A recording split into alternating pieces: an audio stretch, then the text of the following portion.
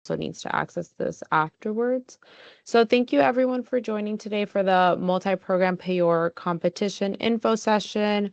We released the NOFA a little bit over 2 weeks ago, and the RFA went out last Friday. So we also want to give you some live time details about the competition.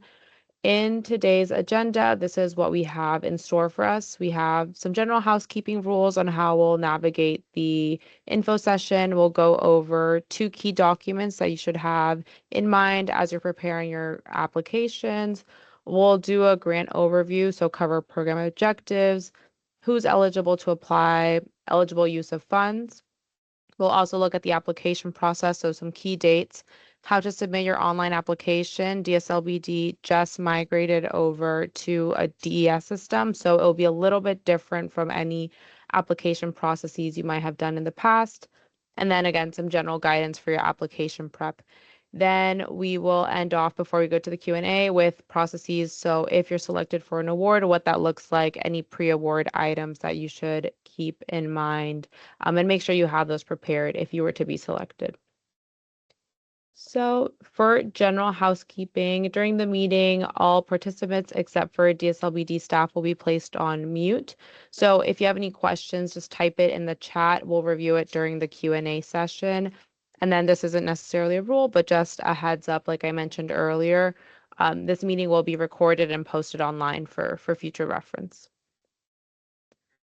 All right, so key documents, like I mentioned, we posted the NOFA a little bit over 2 weeks ago, and our request for application went live on November 28th. You can find both of these documents on our current funding opportunities page, and these are essentially like your North Star. You want to reference these as you're submitting your application, preparing your documents. It'll give you all of the details and even more than what we'll cover today during our info session.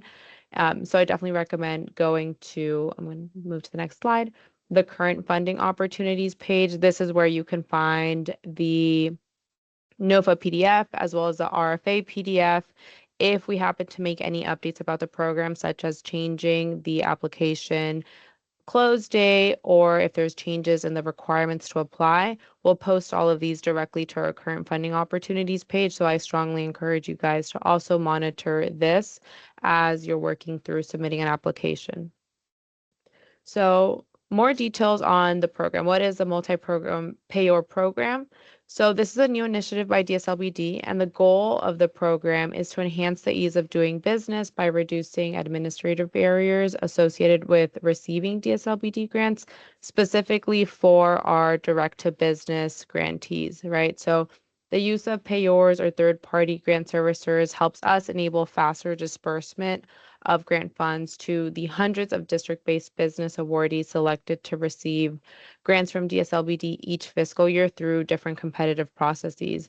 And so anyone that is selected as a payor will be responsible for disbursing grant funds at DSLBD discretion, but DSLBD will facilitate all other aspects of grant management.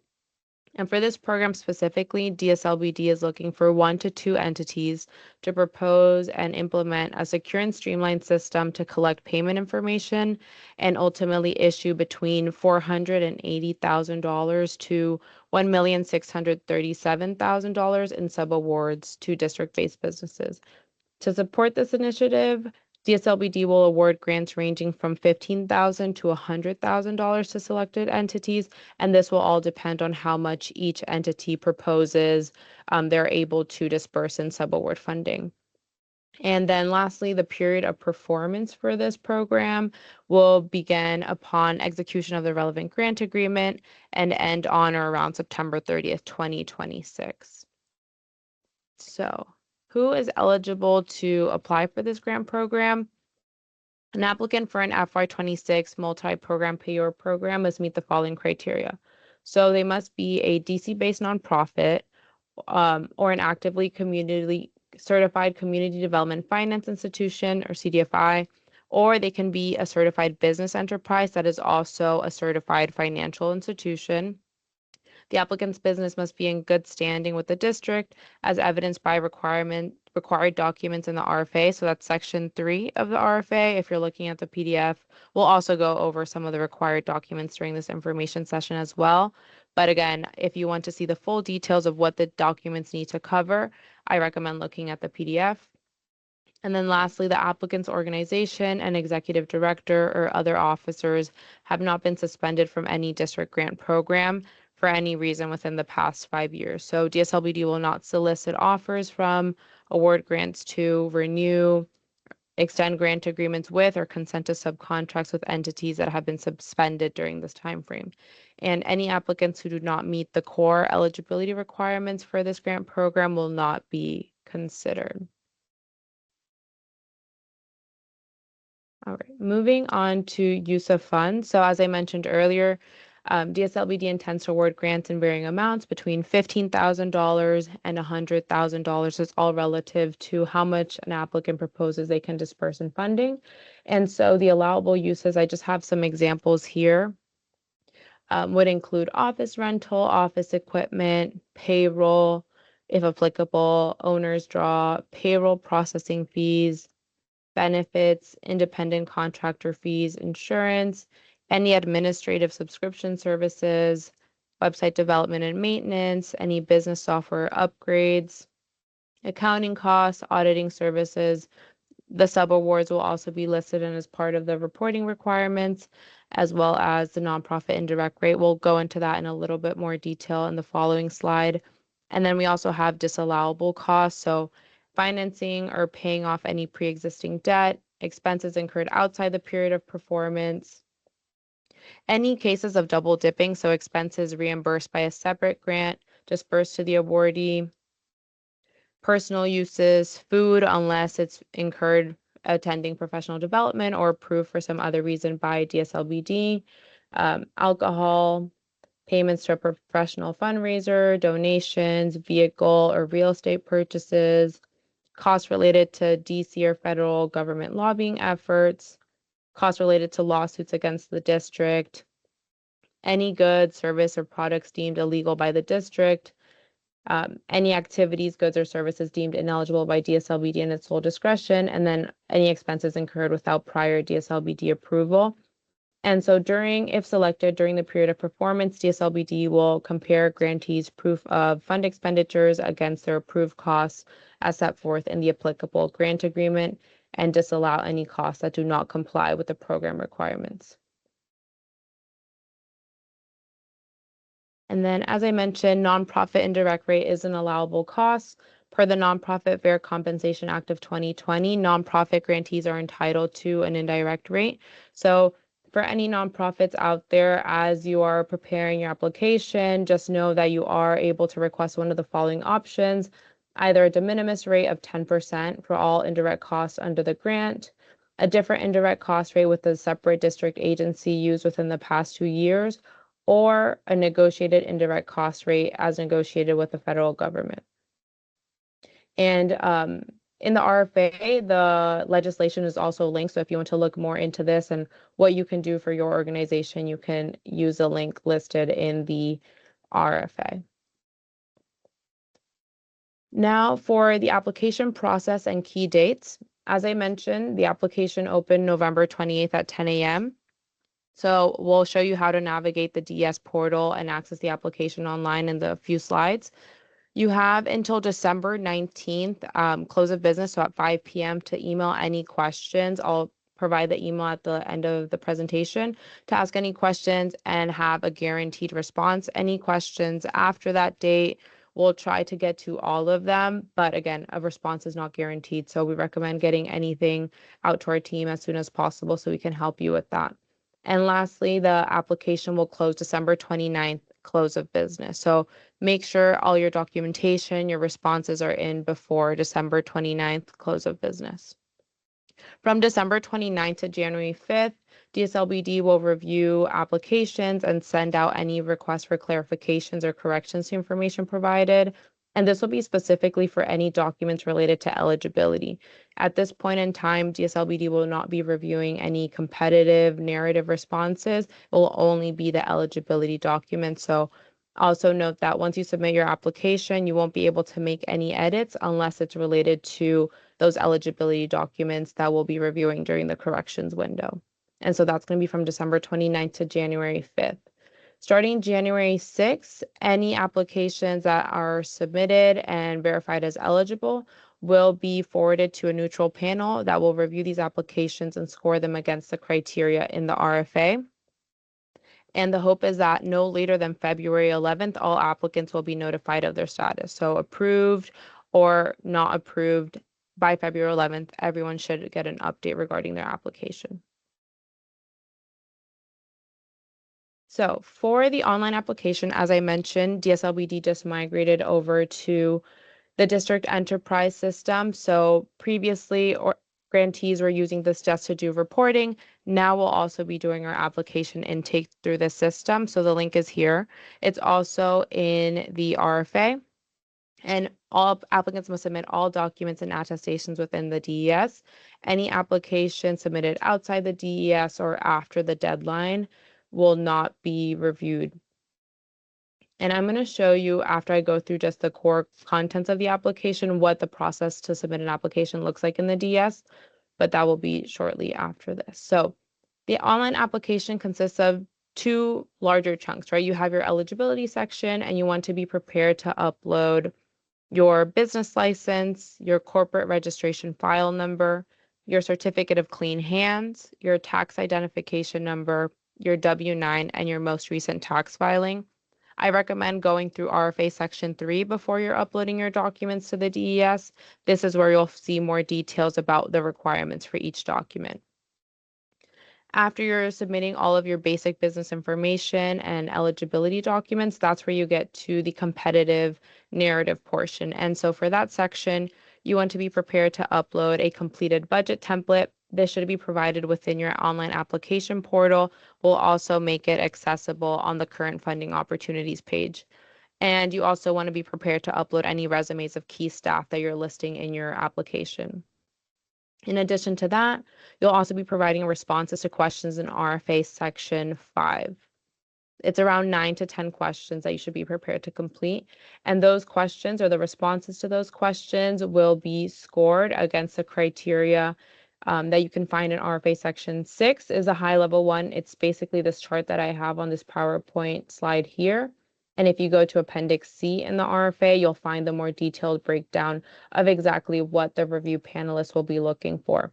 But just for a high-level summary, the three main categories of evaluation are organizational expertise.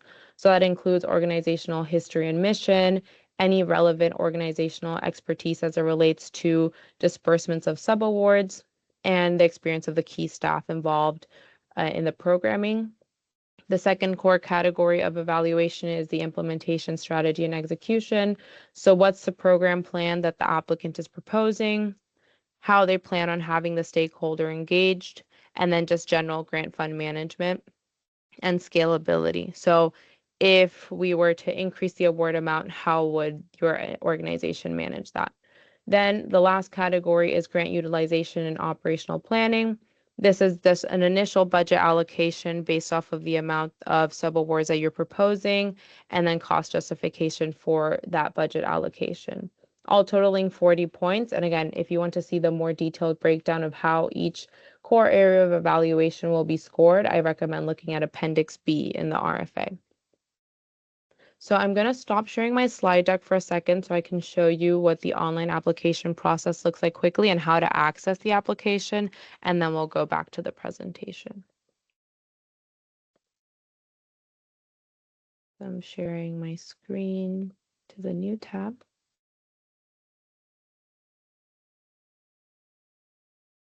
And I'm going to log in.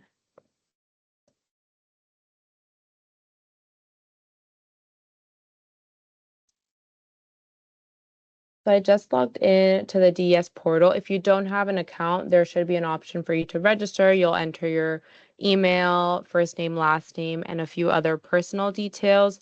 And then eventually you'll get access to the same homepage that I'm looking at. And so to access the online applications, you want to click on the blue button here in the middle where it says click here within the grants portal box. So you're going to click here. And then you'll see at the top, there's a navigation bar that has grant opportunities, grant records, requirements, and review panel hub. For new applications, you want to go to grant opportunities and then click on the option grant application. And this will take you to all of the open programs that are currently available that you can apply to. Currently, DSLBD only has one competitive program that's open for application. You can see the open date, November 28th at 10 a.m., and it closes December 29th at 5 p.m. So anytime after 5, you'll no longer be able to submit the application. So it's important that you get that application in again before that deadline. Once I'm here, I can just click on the hyperlink here for the grant program name. I'll see a brief description about the program. This is the same language that's in the RFA. So I can read through that, click Start Application. And I'll take a second to load here. Again, a little bit more context about the key dates. So last day to apply is December 29th, where you can find the live version or the latest version of the RFA. If you have any questions, you can reach out to dslbd.director@dc.gov. And then you would just click Start Application. And you would go through all of the required questions. If at any point you need to take a break because you need to find documents to upload, or you have already drafted your responses, but you want to take a break and just come back to it at a later date to finalize, you have this button here in the bottom left corner, Save as Draft. You can click Save as Draft and always return back to the application in the same format that you accessed it the first time. So that is just a quick glimpse of how to do it. Otherwise, it functions very much like a survey format where you can just fill in the questions as you go. If you have any questions, again, you can always reach out to dslbd.director@dc.gov. I'm going to go back to sharing my slide deck and get back to where we paused. Okay, perfect. So now, after you've submitted your application, starting December 29th, DSLBD will review all submitted applications to verify eligibility and compliance. Again, if there's any issues or missing information, applicants will be provided with a corrections window until approximately January 5th or January 6th. Once we received all corrections, that's where we'll go into the competitive review. So eligible applications received by the submission deadline will be reviewed by a neutral panel who will review and score those applications against the RFA criteria. Once all of our review panelists submit their feedback, that's when grant staff will review the panel's recommendations and report them to the director of DSLBD. The director will review the panel's recommendations, review grant staff's recommendations, and take all of this to account. The director will ultimately make the final determination of the awardees for this program.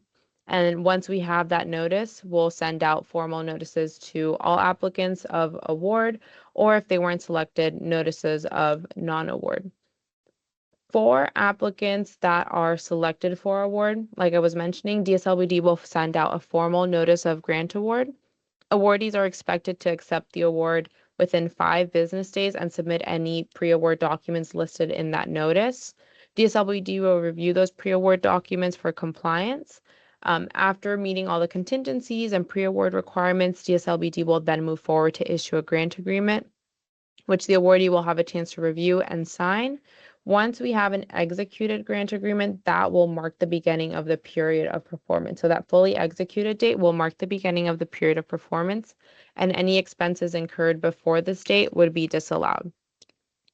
Again, once we also have the executed grant agreement, that's when DSLBD will coordinate to host a grantee onboarding session with the awardee or awardees.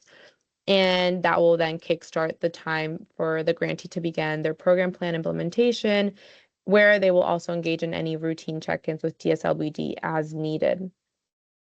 As a heads up for any potential pre-award documents that selected awardees will need to provide, it falls into 3 or 4 main categories. So we have proof of insurance.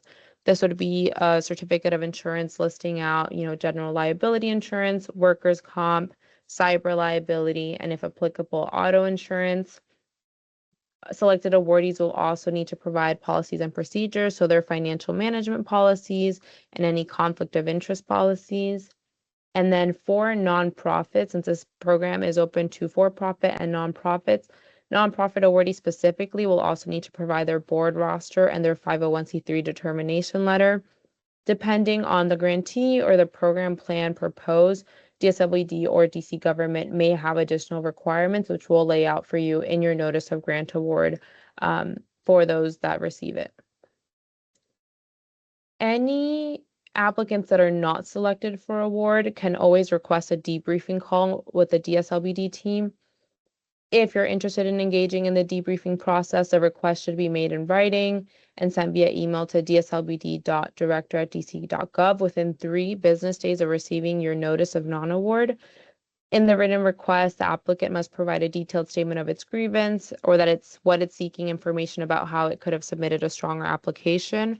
For more details on the grievance process, this is actually also on our website and it's linked in the RFA. We have this link to the grant and debrief and grievance process for applicants. So with that, it covers all the content for the info session today. If you guys have any questions, I'll leave the floor open and take questions.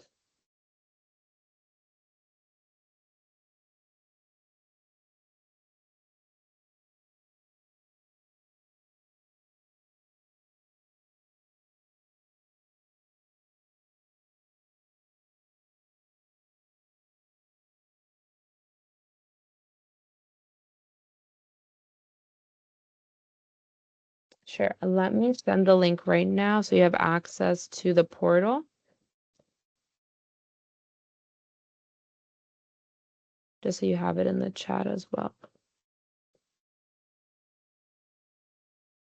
Here you go. Let me know if this link doesn't work for you.